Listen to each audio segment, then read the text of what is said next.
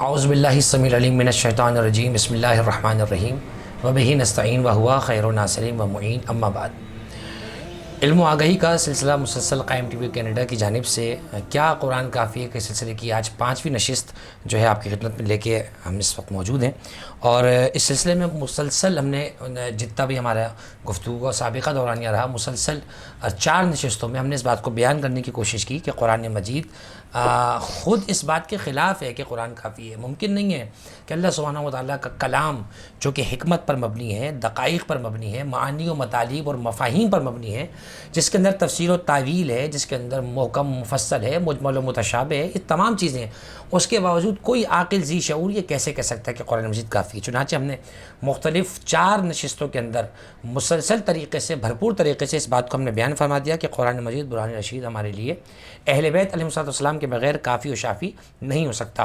حضرات اہل بیت علیہ السلام چونکہ قرآن مجید کا عدل ہیں، قرآن مجید کے برابر ہیں، لہٰذا پروردگار عالم نے ان کو قرآن مجید کا عدل قرار دیا ہے۔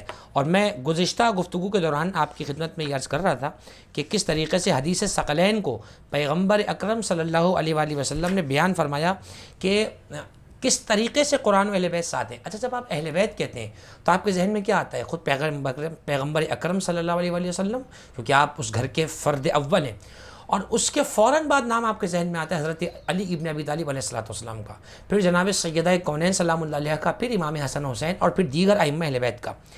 یہ جو بات پیغمبر نے کہی قرآن اور اہل بیت چھوڑے جا رہا ہوں، یہ واضح طور پر پیغمبر کی خلافت کی طرف بھی اشارہ تھا۔ جی ہاں، آپ نے ٹھیک سنا، پیغمبر کی خلافت کی طرف بھی اشارہ تھا۔ فضائل الصحابہ امام احمد بن حنبل کی کتابیں ہمارے پاس موجود ہے۔ امام احمد بن حنبل نے فضائل الصحابہ میں حدیث لکھی، انی تارک فیکم خلیفتین، ثقلین نہیں، میں تمہارے درمیان 2 خلیفہ چھوڑے جا رہا ہوں، ایک اللہ کی کتاب، دوسری میرے اہل بیت۔ اب اس کے بعد کچھ شک باقی رہ جاتا ہے کہ پیغمبر نے اپنے بعد جانشین کو معین نہیں فرمایا تھا۔ جیسے پیغمبر کے وفات کے بعد، پیغمبر کے پردہ فرمانے کے بعد اللہ کی کتاب ان کا خلیفہ ہے، خلیفہ نکلا ہے خلف سے، خلف کہتے ہیں پیچھے رہ جانے والے کو، ٹھیک ہے؟ اگر اولاد اچھی ہو تو کہتے ہیں خلف صالح چھوڑ کر گیا ہے۔ پیغمبر کے بعد 2 چیزیں پیچھے چھوڑی انہوں نے بطور خلیفہ، ایک قرآن مجید، دوسرا اہل بیت۔ قرآن مجید اللہ کا نصاب ہے، اہل بیت اس کے انٹرپریٹ کرنے والے، اس کے ترجمان ہیں۔ اس سے زیادہ حدیث کون سی ہو سکتی ہے کہ پیغمبر نے قرآن مجید کو کافی نہیں سمجھا، قرآن مجید کو پیغمبر نے کافی نہیں چھوڑا، بلکہ اس کے بعد اور سنیے آپ، یہ جو حدیث بخاری میں موجود ہے، پیغمبر نے فرمایا کہ ایتون الکتاب والقلم، لاؤ مجھے کتاب و قلم دے دو تاکہ لکھ دوں۔ تو وہاں پہ لوگوں نے غل مچایا، لوگوں نے شور مچایا، یہاں تک کہ پیغمبر کی آواز، وقت سرول غلط کا لفظ ہے، پیغمبر کے پاس شور ہونے لگا۔ پیغمبر اکرم صلی اللہ علیہ وآلہ وسلم جب دیکھا، فرمایا قوموا انی، میرے پاس سے کھڑو جو سب، لا ینبغی عندی التنازع، میرے پاس جھگڑا کرنا مناسب نہیں ہے۔ حضرت عبداللہ ابن عباس رضی اللہ عنہ رو کے فرمایا کرتے تھے، علی الرضیۃ کل الرضیہ، فرماتے ہیں اس دن کی سب سے بڑی تباہی یہ تھی کہ لوگوں کی شور و پکار کے درمیان رسول اللہ وہ چیز لکھنے نہیں پائے، رسول اللہ کو لکھنے نہیں دیا۔ مجھے آپ ہی بتائیے، نبی اکرم صلی اللہ علیہ وسلم اللہ کے آخری رسول ہیں، آخری نبی ہیں، آپ خاتم الانبیاء ہیں، تمام انبیاء سے افضل ہیں، تمام مخلوقات سے افضل ہیں۔ مجھے بتائیے جس نبی کے سینے مطہر پر قرآن نازل ہوا ہے، کیا نبی کو خود ہی نہیں پتہ تھا قرآن کافی ہے؟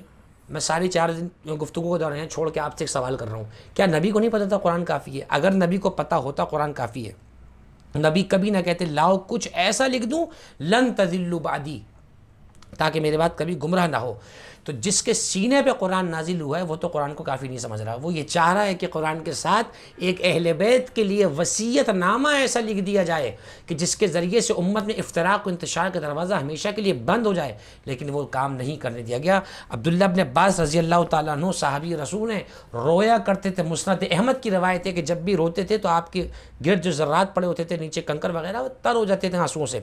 چنانچہ جب آپ بات کرتے ہیں قرآن و اہل بیت، تو اہل بیت میں پہلا فرد جو قرآن کے ساتھ نکل کے آتا ہے پیغمبر کے بعد، وہ کون ہے؟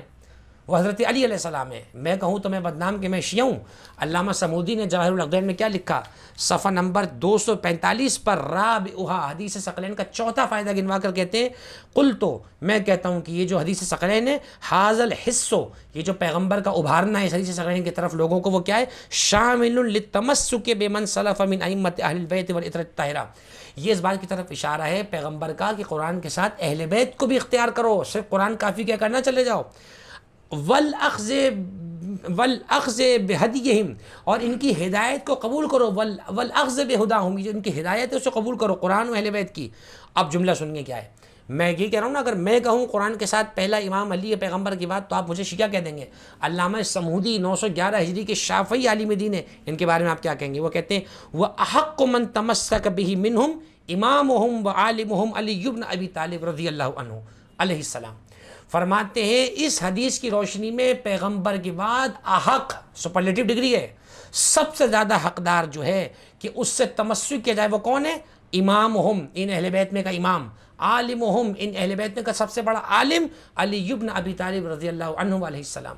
وہ کون ہے؟ وہ حضرت علی ابن ابی طالب ہیں۔ کون ہے حضرت علی ابن طالب؟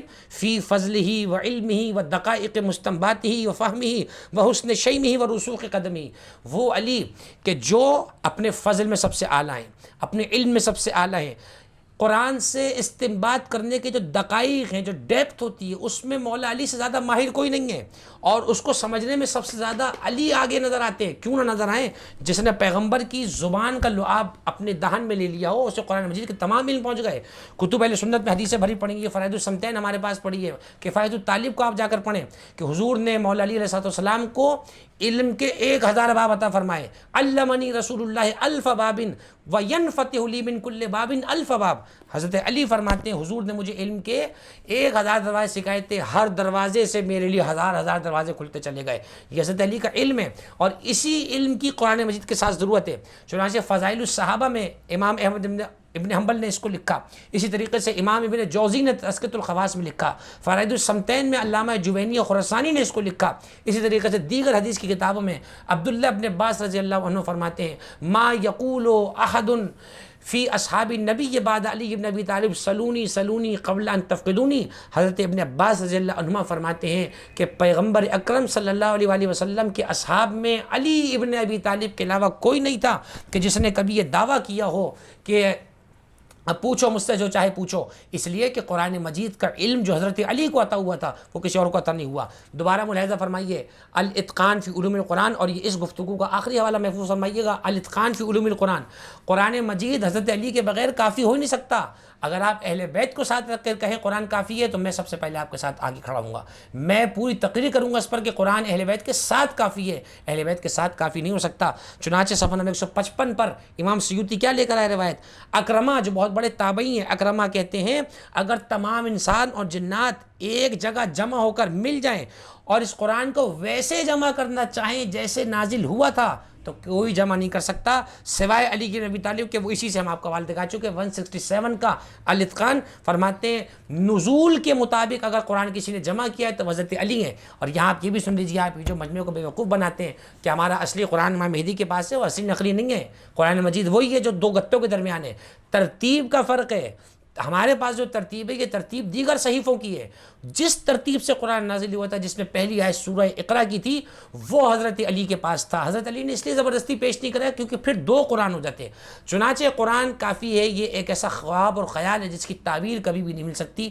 ہم سمجھتے ہیں کہ ہمارا یہ بیان شافی و کافی ہوگا ان کے لیے جو علوم کے شائقین ہیں، دلائل کو سمجھنے والے ہیں اور قرآن و اہل بیت سے محبت کرنے والے ہیں۔ اللہ ہم کو قرآن و اہل بیت کی سیرت پہ اور ان کے کہے پہ عمل کرنے کی توفیق عطا فرمائے۔ وآخر دعوانا ان الحمد للہ رب العالمین۔